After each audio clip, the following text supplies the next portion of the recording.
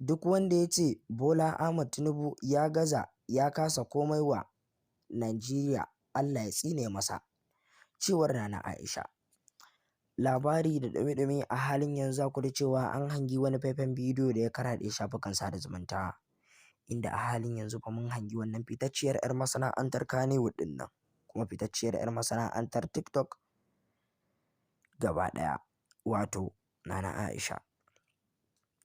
A halin yanzu fa ta fito, inda ta yi alwadai ga duk wasu mutane da suke cewa Bola Ahmad Tinubu ya kasa samar da tsaro a arewacin Najeriya ko kuma dai a Najeriya gaba ɗaya, to Allah ya tsine masa.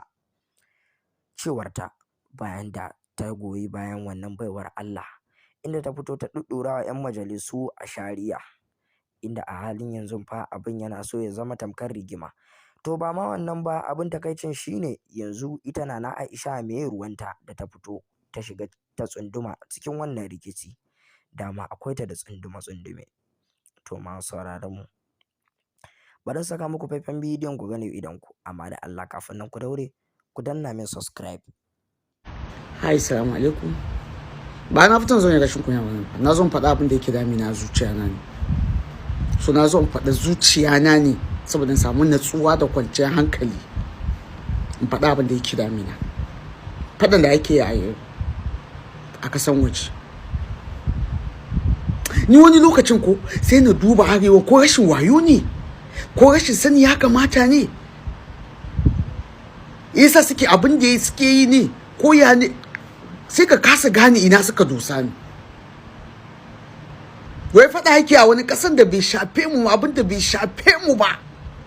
Kullum ake kawo mana update. Kullum.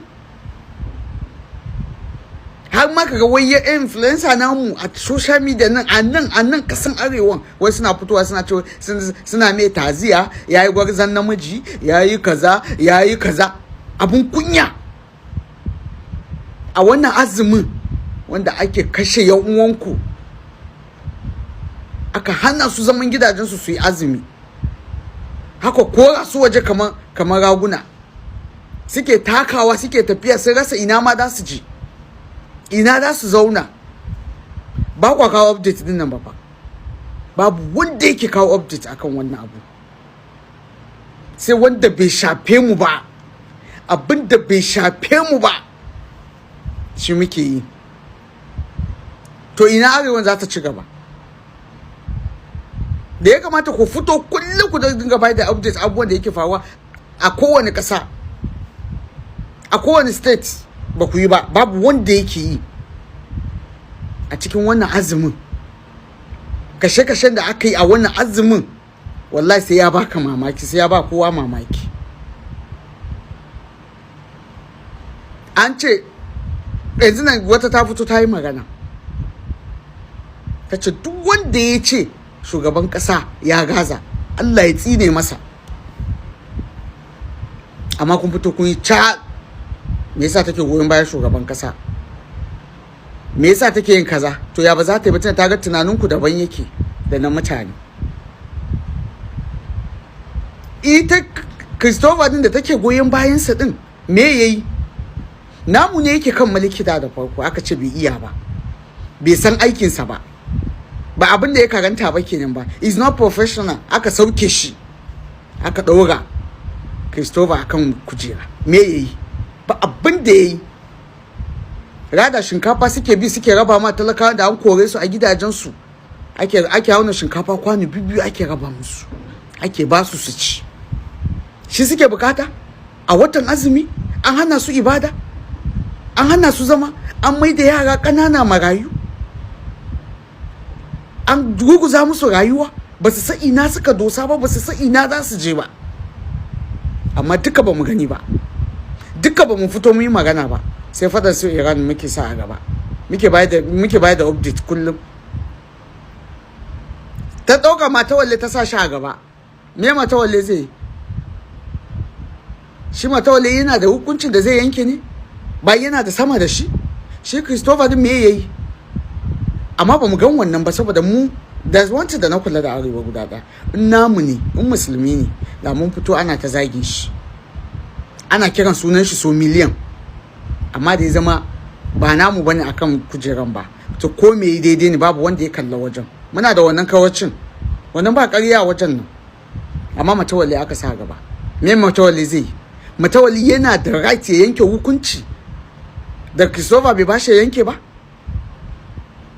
amma duk laifi ya dawo kan Matawalle, kuma gumanta Matawalle yana da sama da shi. Matawalle yana da inda zai karɓa umarni kafin ya yanke hukunci. Duk da haka ana so a sauke Matawalle ne, duk hanyar da za a sauke shi ake nema. An dawo an ce ana muslim ticket. Ku giya mana a duk kujerun nan da suke zaune, duk manya kujeru da muslim ticket da ake yi, wani musulmi ne yake kan kujeran? Babu ko daya. Amma duk da haka ba mu damu da haka ba. Malami ya fito yana magana wai an sauke shi akan kujeransa, an hana shi wazi akan ya faɗa gaskiya. Mu da mu malaman munafukai ne duka, ba mu gani ba, mun yi magana, mun bayar da update, mun ce me yasa aka mishi haka ba. Duk waye yana ma waye faɗan, ba talakawa ba ne? Amma mun ɗauko update, abin da bai shafe mu ba da shi muke yi. Kullum ana bayar da update, kullum Iram ya yi kaza, yau an ce an yi kaza, jibi an yi kaza. Namu muna da matsala a ƙasar da yake damu mu, yake cin mu, mun kasa zauna, mun kasa tsaye, babu wanda yake magana akan shi. An ce wanda yake kan kujeran bai iya ba, an ɗauko Christopher an ɗora. Wa yake kashe mu? Kun tuhume Christopher, me yasa muke mutuwa? Kun tuhume shi a wannan azumin kashe-kashen da aka yi, me ya faru? Da mu ake siyasa, da ran talakawa za yi siyasa. Siyasa ya kuso, an hana mutane zama, an mai da ya'ya marayu, mutane sun rasa ina za su sa rayuwansu, an hana su ibada. Baka samu kwanciyar hankali ba, ta yaya za ka ibada? Azumin ma a shekara an hana su yi, wannan ba mu yi magana kai ba, mun kama bakin mun shiru. Duk influencer namu kowa ya shiru, sai magana da bai kai ya kawo ba wata fito ta yi magana, ta zage mu, ta ce duk wanda ya ce Warriors fail to daidai yake yi, ya kamata a tashi a yi magana. In ma kuna bacci ne, ya kamata ku farka da wannan kalmar da ta yi. Amma duk da aka babu, matsalar su Matawalle ne sai ya sauka akan kujera, su dora nasu a kai. Duk da haka mu Arewa ba mu gani ba har yanzu muna kan bayar da update akan abin da bai shafi mu ba. Why zai ce mana wannan gwamnati ba su fail ba?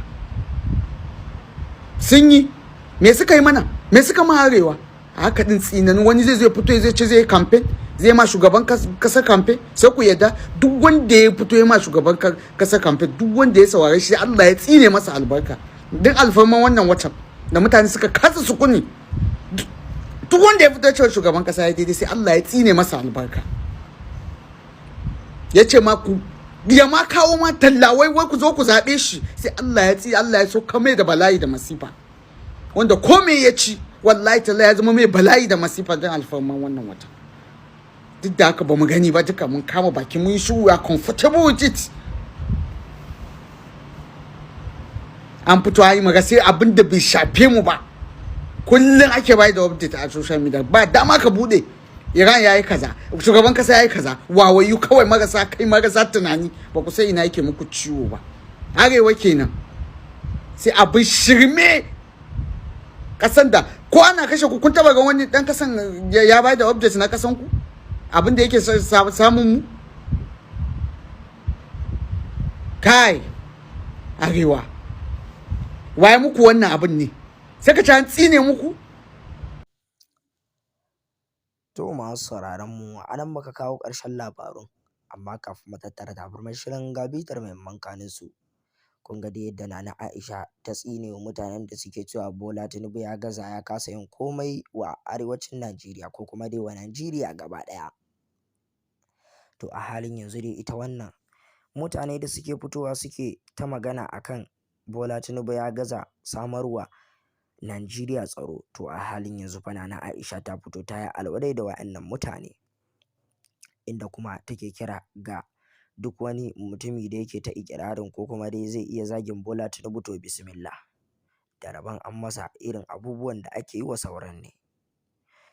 Amma dai a halin yanzu ita dalilin da muke so mu sani shine, ko kuma 'yan comment section ku kun sani, menene ruwan Aisha ko kuma dai in ce Nana Aisha da wannan rikici? In ma bai kamata ta shigo irin wannan rikici ba, abin da ya kamata ta yi ta ja gefe ta zuba wa sarautar Allah ido, a gani shin za a samar da tsaro a Najeriya ko ba za a samar ba. Allah kyauta. Masu sauraron mu, menene ra'ayoyinku? Sai ku faɗa mana a comment section. Amma da Allah kafin nan ku daure ku danna min subscribe.